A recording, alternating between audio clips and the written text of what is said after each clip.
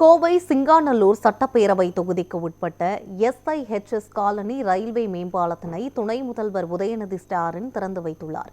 இதுகுறித்த கூடுதல் விவரங்களை நமது கோவை செய்தியாளர் பிரசாந்த் வழங்க கேட்கலாம். பிரசாந்த், இந்த நிகழ்வில் யாரெல்லாம் துணை முதலமைச்சருடன் பங்கேற்றிருக்கிறார்கள், மேலும் அங்கு இருக்கக்கூடிய சூழல் என்ன, விவரங்களை சொல்லுங்க.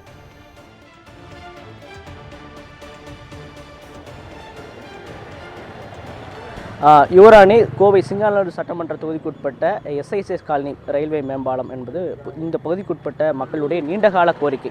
இந்த கோரிக்கையின் அடிப்படையில் கடந்த 10-15 ஆண்டுகளாக இந்த மக்களுடைய நீண்டகால கோரிக்கை பல்வேறு காலங்களில் அந்த திட்டம் முடக்கி வைக்கப்பட்டு தற்போது திமுக ஆட்சியில் அதுக்கான நிதி ஒதுக்கப்பட்டு அந்த பணி என்பது விரைவாக நடைபெற்ற நிலையில் இன்று துணை முதல்வர் உதயநிதி ஸ்டாலின் கோவையுடைய நிகழ்ச்சியின் போது இதை திறந்து வைத்திருக்கிறார்.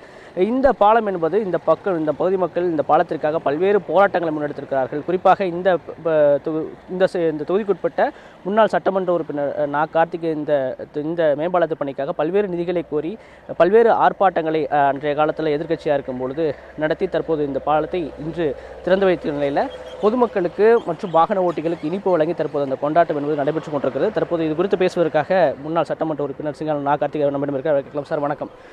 குறிப்பாக இந்த பாலத்துடைய சிறப்பு என்பது ஒரு பக்கம் இருந்தாலும் கூட இந்த கட்டி முடிப்பதற்கான பல்வேறு முயற்சிகளும் போராட்டங்களும் இணைந்த ஒரு நிகழ்வாக பார்க்க முடிந்தது. தற்போது இந்த பாலம் திறந்து வைக்கப்பட்டது எப்படி பார்க்குறீங்க சார்? இந்த SIHS காலனி ரயில் உயர்மட்ட மேம்பாலத்தை திறந்து வைத்து இன்றைக்கு மாண்புமிகு தமிழ்நாட்டினுடைய முதலமைச்சர் திராவிட நாயகன் அன்பு தலைவர் தளபதி அவர்களுடைய ஆணைக்கிணங்க மாண்புமிகு தமிழ்நாட்டினுடைய துணை முதலமைச்சர் இளைஞர்களின் எழுச்சி நாயகன் திராவிட இயக்கத்தினுடைய இளைய தலைவர் அன்பிற்குரிய உதயநிதி ஸ்டாலின் அவர்கள் இன்றைக்கு திறந்து வைத்திருக்கிறார்கள். இந்த பகுதியில் இருக்கக்கூடிய லட்சக்கணக்கான மக்கள் மிகப்பெரிய மகிழ்ச்சி அடைகின்றார்கள்.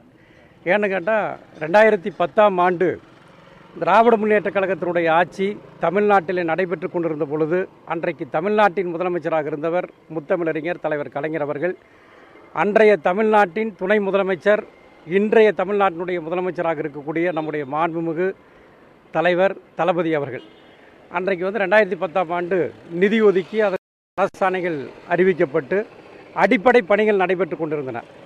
ஆனால் 2010ஆம் ஆண்டுக்கு பிறகு பார்த்தீங்கன்னா 2011ஆம் ஆண்டு ஆட்சி மாற்றம் ஏற்பட்டு விட்டது. அந்த ஆட்சி மாற்றத்துக்கு பின்னாடி அதிமுக ஆட்சியில் 2011ஆம் ஆண்டிலிருந்து 2021ஆம் ஆண்டு வரை இந்த பாலத்திற்குண்டான கட்டுமான பணிகள் எதுவுமே நடைபெறவில்லை. 2016ஆம் ஆண்டிலிருந்து 2021ஆம் ஆண்டு முதல் சிங்காநல்லூர் சட்டப்பேரவை தொகுதியினுடைய உறுப்பினராக நான் செயல்பட்டு வந்தேன். அன்றைய காலகட்டத்தில் பார்த்தீங்கன்னா தமிழ்நாடு சட்டப்பேரவை கூட்டத்தொடரில் எங்களது மாண்புமிகு கழகத் தலைவர் அன்பு தலைவர் தளபதியினுடைய அவருடைய அறிவுரைப்படி அவருடைய வேண்டுகோள் படி தொடர்ந்து ஒவ்வொரு கூட்டத்தொடர், அதாவது நிதிநிலை அறிக்கையினுடைய கூட்டத்தொடராக இருந்தாலும் சரி, கவன ஈர்ப்பு தீர்மானமாக இருந்தாலும் சரி, வினாக்கள் நேரமாக இருந்தாலும் அனைத்து அந்த காலகட்டங்களிலுமே ஒவ்வொரு ஆண்டும் சட்டப்பேரவை கூட்டத்தொடரில் இந்த அரசனுடைய கவனத்தை ஈர்த்து நான் சட்டசபை கூட்டத்தொடரில் பேசியிருக்கிறேன். ஆனால் எந்த விதமான பிரயோஜனமும் இல்லை. அதை போலவே இங்கே இருக்கக்கூடிய மக்கள், இங்கே இருக்கக்கூடிய அனைத்து தரப்பு மக்கள், திராவிட முன்னேற்றக் கழகம், திராவிட முன்னேற்றக் கழகத்தினுடைய தோழமை கட்சிகள், திராவிட முன்னேற்றக் கழகத்தினுடைய பகுதி கழகத்தினுடைய செயலாளர்கள், வட்டச் செயலாளர்கள், எங்கள் BLA2 எல்லாமே பலகட்ட போராட்டங்கள் நடத்தினோம். ஆனால் எந்த பயனுமே இல்லை.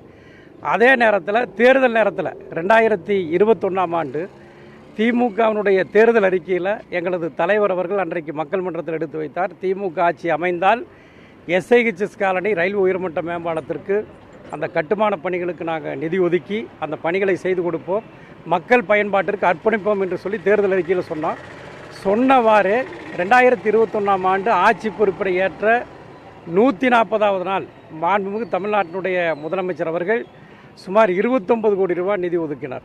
நிதி ஒதுக்கி அதற்குண்டான பணிகள் மிக வேகமாக நடைபெற்று கொண்டிருந்தன.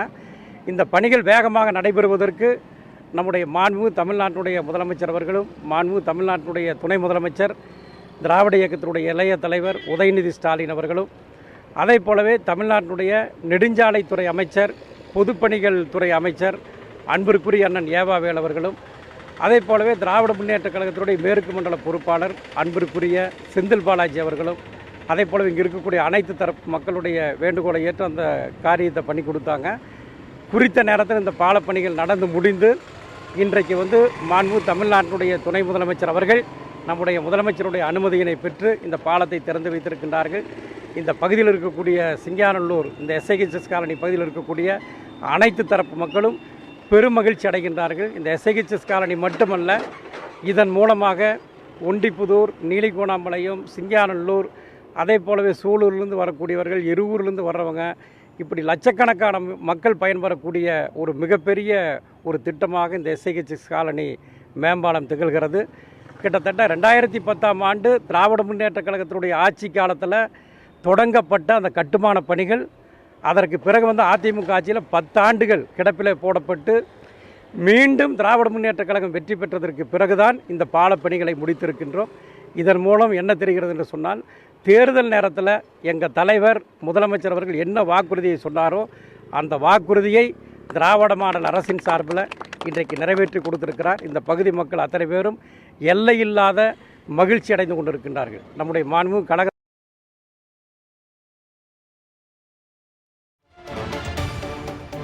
அவருக்கும் நம்முடைய நெடுஞ்சாலைத்துறை அமைச்சர் அவர்களுக்கும் மண்டல பொறுப்பாளருக்கும் இந்த பகுதி மக்கள் சார்பில் மிகுந்த நன்றிகளை நாங்கள் தெரிவித்துக் கொள்கின்றோம். இவ்வளவு பணிகள் நடைபெற்றாலும் இதெல்லாம் அதிமுக காலங்களில் தான் மிகப்பெரிய பாலங்கள், மேம்பாலங்கள், சாலை வசதியெல்லாம் செஞ்சுருக்கொண்டு அதிமுக கிரெடிட் எடுத்துக்கிறாங்க. இது எப்படி பார்க்குறீங்க?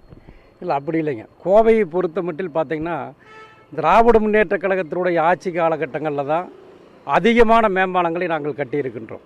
உதாரணத்துக்கு பார்த்திங்கன்னா, வடகோவை மேம்பாலம், அதே போலவே ஓப் காலேஜ் பகுதியில் கட்டப்பட்டிருக்கக்கூடிய 6 வழிப்பாதை மேம்பாலம், இதே ஒண்டிப்புதூர் பகுதியில் இருக்கக்கூடிய ரயில்வே உயர்மட்ட மேம்பாலம், நஞ்சண்டாபுரம் ரயில்வே உயர்மட்ட மேம்பாலம், கணபதி ரயில்வே உயர்மட்ட மேம்பாலம், பீளமேடு ரயில்வே உயர்மட்ட மேம்பாலம், நீலம்பூர் புறவழிச்சாலை, உக்கடம் புறவழிச்சாலை, உக்கடம் மேம்பாலம், அதே போல் ஈச்சனாரிக்கு அருகில் கட்டப்பட்டிருக்கக்கூடிய மேம்பாலம், மலுமிச்சம்பட்டியில் இப்படி ஏராளமான மேம்பாலங்களை திராவிட முன்னேற்றக் கழகத்தினுடைய ஆட்சி காலத்தில் தான் 100க்கும் மேற்பட்ட மேம்பாலங்கள் கோவை மாவட்டத்தில் கட்டப்பட்டிருக்கின்றன.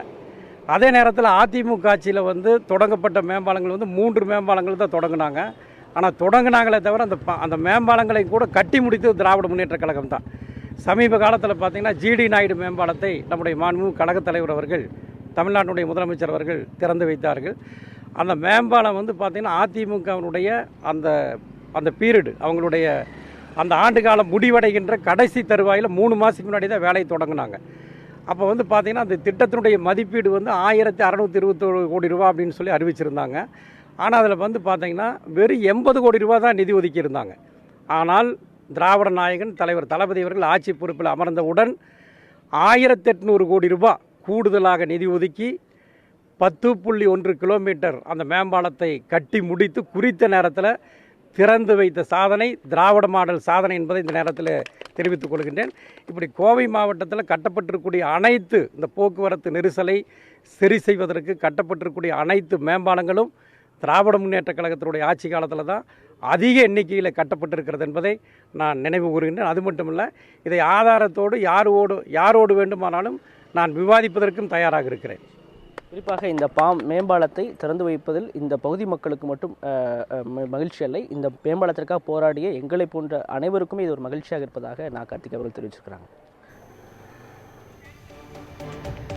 பிரசாந்த், பொதுமக்களினுடைய நீண்ட வருட கோரிக்கைகளுக்கு பிறகு இன்று திமுக ஆட்சியில் கோவை சிங்காநல்லூரில் ரயில்வே மேம்பாலமானது துணை முதலமைச்சர் உதயநிதி ஸ்டாலினால் திறக்கப்பட்டிருக்கிறது. இது தொடர்பான முழு தகவல்களை வழங்கியமைக்கு நன்றி பிரசாந்த்.